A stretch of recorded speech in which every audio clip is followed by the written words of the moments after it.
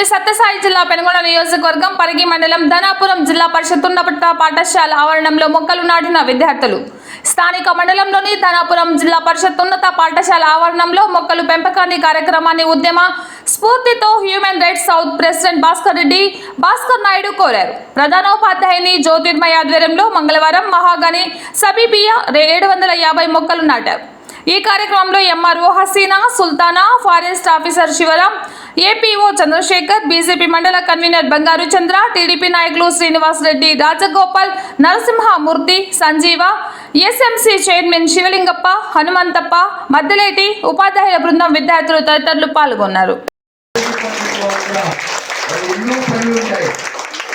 ఒక ఫారెస్ట్ లో ఒక ఎలుగు పట్టి పడిందంటే పోవాలా, ఒక చెట్టు పడిపోయిందంటే పోవాలా, ఒక కొండ అంటుకోయిందంటే పోవాలా. ప్రతి దానికి ఫారెస్ట్ వాళ్ళు ఫస్ట్. కానీ వాళ్ళని నేను చాలా సతాయించినాను కూడా. అట్లేమైనా ఉంటే నేను మన్నించాలి. ఇప్పటి నుంచైనా నీటిగా మొక్కలు రక్షించి పర్యావరణానికి బాగా తోడ్పడతారని ప్రతి ఒక్కరిని జిల్లాలో మన స్టేట్ లో ఉన్న ప్రతి ఫారెస్ట్ అధికారికి నేను తెలియజేస్తున్నాను. పర్యావరణం లేకపోతే మనుషులు మనగనే ఉండదు. ఇంకొకటి ఇక్కడ ముఖ్యంగా మన తహసీల్దార్ మేడం గారి గురించి నేను చెప్పేది ఒకటి చాలా ఉంది. మేము లాస్ట్ హిందూపురంలో ఒక 10,000 మొక్కలతో ఊరేగింపు చేయాలనుకున్నాం.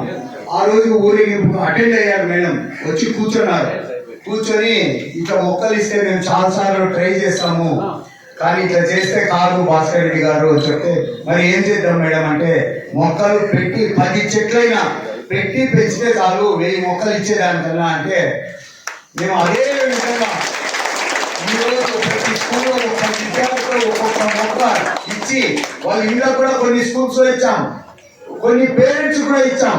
మోడల్ గా ఒక్కొక్కటి ఏదైతే సక్సెస్ అవుతుందో అది గవర్నమెంట్ లెవెల్ కి తీసుకెళ్లి ఇలా చేయండి, దిట్ ఈస్ ప్రూవ్ అని ప్రూవ్ చేయడానికి ప్లేసెస్ ఉండే స్కూల్లో అయితే ఇప్పుడు చూసారు కదా, గుంతలు కొట్టించి వాళ్ళైతే పరిరక్షణ చేస్తూ, మీరు కూడా మొక్కలు కావాలని నీళ్ళు అయిపోతే నాకు ఫోన్ చేయాలా. అలాగే టీచర్స్ బాధ్యత ఇప్పటి నుంచి చాలా పెరిగింది వాళ్ళకి. ఇప్పుడు చూడండి ఎంత వేడిగా ఉంది. ఇంకొక 3 years లో ఇక్కడ విలేజెస్ అందరూ స్కూల్లో చేత తీర్చుకోవాల్సి వస్తుంది. ఎందుకంటే అంత ఊటీ క్లైమేట్ కాకపోయినా ఊటీలో ఉండే కూల్నెస్ ఇక్కడ వస్తుంది. ఇప్పుడు మేడం చెప్పారు 600 మొక్కలని. 600 కాదు, 1000 మొక్కలు పెడుతున్నాం ఇక్కడ. ఎందుకంటే ఈ ఊరు వాళ్ళకు మెయిన్ తలమానికం ఈ స్కూల్. ఈ ఊరికి ఎంట్రన్స్ లో ఉంటుంది. ఇక వచ్చినప్పుడు అరే బాబు స్కూల్లో పోయి చల్లగా ఉండి మళ్ళీ ఇంటికి వెళ్దాం అనుకోవాలా. ఈ పెద్దలందరికీ నేను అదే ఇంకొక 3 years టైం. ఉన్నత పాఠశాలలో చెట్లు నాటడానికి ఏర్పాటు చేసిన ఈ గొప్ప కార్యక్రమంలో పాల్గొంటున్నందుకు నేను సంతోషిస్తున్నాను. వేదిక మీద ఉండే అందరూ గొప్ప వాళ్ళకి, దేవుడితో సమానమైన పిల్లలకి, ఇక్కడ హాజరైన ప్రతి ఒక్కరికి కూడా నేను నమస్కారం తెలియజేస్తున్నాను. భాస్కర్ రెడ్డి గారు చెప్పింది నిజమే. హిందూపురంలో రోజు వర్షం కురుస్తుంది. ఇది ప్రూఫ్ అవునా కాదా పిల్లలు? హిందూపురంలో చెట్లు బాగా నాటించారు, పెంచుతున్నారు. అందువల్ల హిందూపూర్లో వర్షం కురుస్తుంది. ఇక్కడ హిమాలయ పర్వతాల్లో ఒక 10 years వరకు ఉండి వచ్చిన మన భాస్కర్ నాయుడు గారు ఉన్నారు. Received 50 rupees on Google Pay for business. వేదిక మీద ఉన్నారు. భాస్కర్ రెడ్డి గారు ఉన్నారు. చెట్లను రక్షిస్తున్న గొప్ప వ్యక్తి. తర్వాత ఇక్కడ స్థలదాత ఉన్నారు, ఫారెస్ట్ డిపార్ట్మెంట్ వాళ్ళు ఉన్నారు, ఎస్ఎంసీ సభ్యులు, అంటే అందరూ ఉన్నతమైన ఆశయాలతో పనిచేస్తున్న వాళ్ళే. సో మనం అందరూ బతకాలంటే ఈ ప్రపంచంలో మనకి ఏం కావాలి? ఆక్సిజన్ కావాలి. జనాభా అవునా కాదా? ఆక్సిజన్ కావాలి. నీరు తాగడానికి నీరు ఎక్కడి నుంచి వస్తుంది? చెట్ల నుంచే వస్తుంది. చెట్లు పెరిగితేనే కదా మేఘాలను ఆకర్షిస్తాయి. చెట్లు లేకపోతే మేఘాలు, మీకు సైన్స్ లో వస్తుంది, చెట్లు పెరిగితేనే మేఘాలు ఆకర్షించి వర్షం కురుస్తుంది. చెట్లు లేకపోతే ఆక్సిజన్ లేదు, తాగడానికి నీరు లేదు, ఉండడానికి ఇల్లు ఉండదు. ఇప్పుడు చెట్లను, పెద్ద చెట్లు చూడండి, కొన్ని 100 ఏళ్ల క్రితం నాటిన చెట్లు ఉన్నాయా లేదా?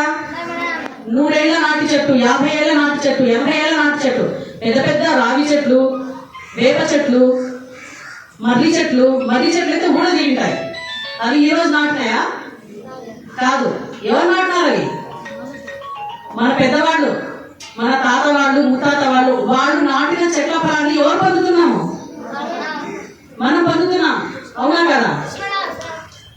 మన తర్వాతి జనరేషన్స్ కూడా ఆక్సిజన్ ని పీల్చుకొని ఆరోగ్యంగా ఉండాలంటే ఆ పని ఎవరు చేయాలి? మనమే చేయాలి. మనం ఒక్కటి బతికితే చాలు అయిపోదు కదా. మన తర్వాతి తరాలు కూడా ఈ భూమి మీద బతకాలి అంటే మనం చెట్లను పెంచాలి. చెట్లను పెంచితేనే ఆరోగ్యము, ఆహారము అన్ని కూడా మనిషి బతకడానికి ముఖ్యమైన అన్ని అంశాలు కూడా చెట్ల నుంచే మనకు లభిస్తాయి. చెట్లని కాపాడాలి అన్న ఒక గొప్ప సందేశంతో మనకు మొదట ఆ ఉద్యమాన్ని ప్రారంభించిన వ్యక్తి సుందర్లాల్ బహుగుణ. మీకు వచ్చింది ఆ లెసన్స్ లో సుందర్లాల్ బహుగుణ గురించి అంటే మేము చదివేటప్పుడు ఉండేది సుందర్లాల్ బహుగుణ. చిప్కో ఉద్యమం అంటే ఆయన హిమాలయ పర్వతాల్లోనే చెట్లను కాపాడడానికి ఆ ఉద్యమాన్ని ఆయన మొదలుపెట్టారు. అంటే చిప్కో అంటే ఏంటి? చిప్కో అంటే కలుసుకోవడం, ఆలింగనం చేసుకోవడం, హత్తుకోవడం. చిప్కో అంటే ఎవరైనా చెట్లను కొడుతుంటే వెళ్ళి ఆ చెట్టును ఆయన హత్తుకునేవాడు. చాలా పెద్ద ఎత్తున ఆయన చెట్లను కాపాడే చేశారు కాబట్టి ఆయన పేరు దేశవ్యాప్తంగా, ప్రపంచవ్యాప్తంగా కూడా తెలుసు. చిప్కో ఉద్యమ నేత ఎవరు అంటే సుందర్లాల్ బహుగుణ. అలా ఆయన స్ఫూర్తితో భాస్కర్ రెడ్డి గారు మన ప్రాంతంలో చెట్లను పెంచడానికి తన వంతు కృషి చేస్తున్నారు. తర్వాత ఇంకొక విషయం ఏమంటే ఇక్కడ పెద్దవాళ్ళకి తెలుసుంటుంది, చదువుకుంటారు. The monk who sold his Ferrari అని ఒక గొప్ప పుస్తకం ఉంది. రావి శర్మ రాశారు దాన్ని. అందులో ఏమంటే ఒక గొప్ప లాయర్ ఉంటారు, క్రిమినల్ లాయర్, కోట్ల కొద్ది డబ్బు సంపాదిస్తుంటారు.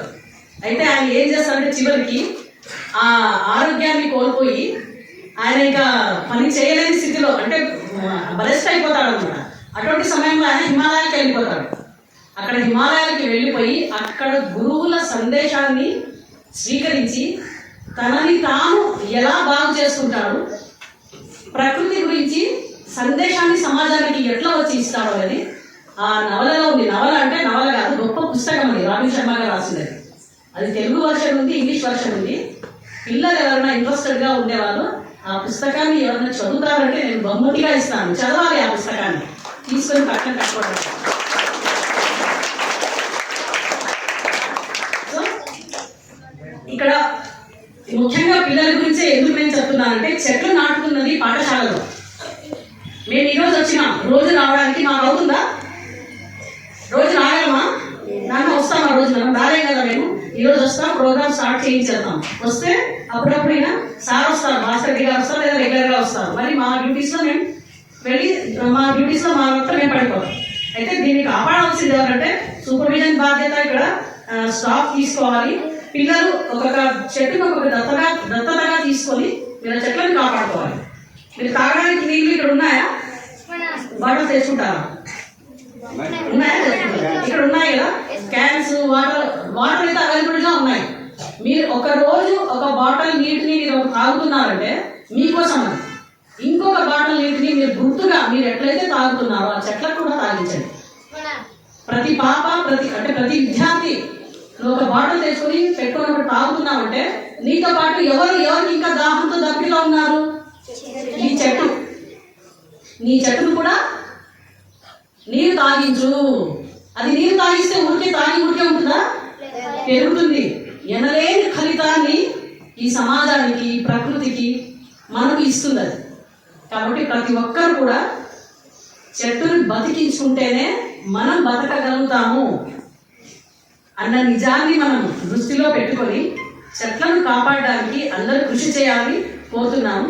ఈ ప్రోగ్రాంకి అటెండ్ చేస్తున్న ధన్యవాదాలు తెలియజేస్తున్నాను. కార్యక్రమానికి ఇక్కడ విచ్చేసినటువంటి పెద్దలు, ఎంఆర్ఓ గారు, హెడ్ మాస్టర్, పర్యావరణవేత్తలైనటువంటి భాస్కర్ రెడ్డి గారు, ఇతర పెద్దలందరికీ కూడా మా అటవీ శాఖ తరఫున నమస్కారములు. నేను ఈరోజే ఇక్కడ హిందూపురం సెక్షన్కి సంబంధించి ఇన్ఛార్జిగా బాధ్యత స్వీకరించిన మొదటి రోజే ఈ కార్యక్రమంలో ఈ విధంగా ప్లాంటేషన్ ప్రోగ్రాంలో అందులోనూ స్కూళ్ళల్లో ఈ విధమైన కార్యక్రమానికి నాకు ఆహ్వానం పలకడము నాకు చాలా సంతోషంగా ఉంది. Thank you madam.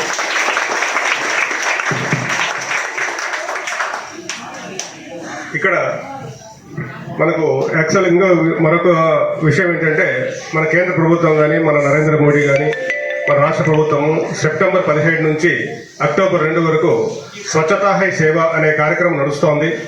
Swachhata high సేవ అనేది సెప్టెంబర్ 17 మన నరేంద్ర మోడీ ప్రధానమంత్రి గారు ప్రారంభించారు. అది రేపటి దినం ఊహిస్తుంది. ఈ 15 రోజుల కార్యక్రమం కూడా మనం ప్రతి చోట కూడా మొక్కలు నాటే కార్యక్రమం ఏర్పాటు చేస్తున్నాము. అందులో భాగంగా ఇక్కడ యాదృచ్ఛికంగా ఇక్కడ మొక్కలు నాటే కార్యక్రమం ఏర్పాటు చేయడం అనేది చాలా సంతోషంగా ఉంది. ఇది దీనికి ధన్యవాదాలు తెలియజేస్తున్నాం మేడం. తర్వాత ఇంతవరకు వ్యక్తులందరూ కూడా పెద్దలు మేడం అంతా చెప్పారు. మొక్కలు పరిరక్షించాలా, మొక్కలు నాటాలా, మొక్కలు మనము పరిరక్షించుకోవాలి, నాటాలి, వాటి వల్ల ఉపయోగాలు అందరూ తెలియజేశారు. ఇక్కడ నేను మా ఫారెస్ట్ డిపార్ట్మెంట్ తరఫున ఒక ముఖ్యమైన విషయం చెప్పేది ఏంటంటే, జనరల్గా ఇప్పుడు మనం స్కూల్ చూస్తున్నాము. ఈ స్కూల్ మహా అయితే ఒక 4 ఎకరాలు 5 ఎకరాలు స్థలదాత కూడా ఇక్కడ ఉన్నారు. 5 ఎకరాలు ఉంది. ఈ 6 ఎకరాలు ఉండొచ్చు. ఈ 6 ఎకరాలు ఉన్నటువంటి ఈ ల్యాండ్ను కాపాడుకోవడానికి మన చుట్టూ కాంపౌండ్ వాల్ కట్టి గేట్ పెట్టి ఇన్ని చేసినారు. అదే ఒక బీట్ ఆఫీసరు, ఒక అసిస్టెంట్ బీట్ ఆఫీసరు, ఒక డిఆర్ ఈ లెవెల్లో ఒక బీట్ ఆఫీసర్ బీట్ అనేది ఉంటుంది. ఆ బీట్ పరిధి ఎంత ఉంటుందంటే దాదాపు ఒక 3000 హెక్టార్లు ఉంటుంది. 3000 హెక్టార్లు అంటే దాదాపు 10,000 ఎకరాలు. 10,000 ఎకరాల భూమిని అతను పరిరక్షించుకుంటూ ఉండాలి. అతను ఎటువంటి గేట్ ఉండదు, ఎటువంటి కాంపౌండ్ ఉండదు, ఏముండదు. మనకు అడవిలోకి ఎవరైనా ప్రవేశించవచ్చు, రావచ్చు. మేము ఆ విధంగా రాకుండా అరికట్టుకుంటుంటాము. సో ఉన్నటువంటి ఒక వ్యక్తి, ఒక బీట్ ఆఫీసరు టోటల్గా 10,000 ఎకరాలను సంరక్షించుకోవడానికి మన ప్రభుత్వము నియమించడం జరిగింది. సో ఇక్కడ ఒక వ్యక్తితో కాదు కాబట్టి మనకు ఉన్నటువంటి ఆ ఫ్రింజ్ విలేజ్లు ఉన్నటువంటి గ్రామస్తులు కానీ, పెద్దలు కానీ, అక్కడ ఉన్నటువంటి ఇతర ప్రజలు కానీ ఆ పర్యావరణ పరిరక్షణలో, అడవుల పరిరక్షణలో కూడా మీరు కూడా భాగస్వాములు కావాలని కోరుకుంటున్నాను. ముఖ్యంగా మనకి అనంతపురం డిస్టిక్లో ఉన్న ముఖ్యమైన లోపము లేదా ముఖ్యమైనటువంటి విషయం ఏంటంటే ఈ అడవులు కాలడం.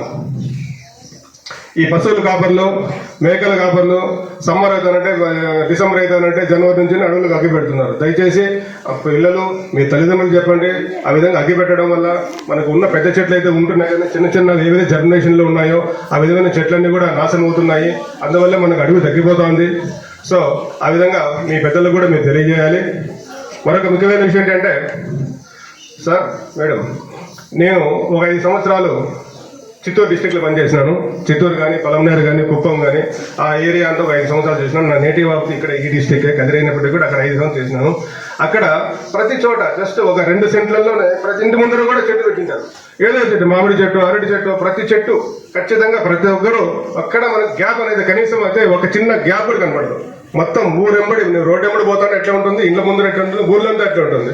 సో ఆ విధంగా పర్యావరణం మీద వాళ్ళకి ఆ విధమైనటువంటి అవగాహన ఉంది, ప్రేమ ఉంది. మాకు అక్కడైతే కనుక ప్రతిరోజు సార్ నాకు 2 చెట్లు అండి, 4 చెట్లు అండి, 6 చెట్లు అండి బంగపోతారు ఆఫీస్కి వచ్చి, సార్ ఈవెంట్ నాటుకుంటారు. ఆ విధమైన కల్చర్ నాకు ఇక్కడ కనపడాల. సో పిల్లలు మీరు కొంచెం డెవలప్ కావాలి, చెట్లు నాటాలి, చెట్లు పరిరక్షించాలి. చెట్లు నాటినప్పుడే మనకు పర్యావరణం అభివృద్ధి అవుతుంది, అందరికీ ఆరోగ్యము ప్రశాంతంగా ఉండగలుగుతారు. సో ఈ అవకాశం ఇచ్చినటువంటి కాలేజ్ యాజమాన్యానికి, స్కూల్ యాజమాన్యానికి ధన్యవాదాలు తెలియజేసుకుంటూ సెలవు.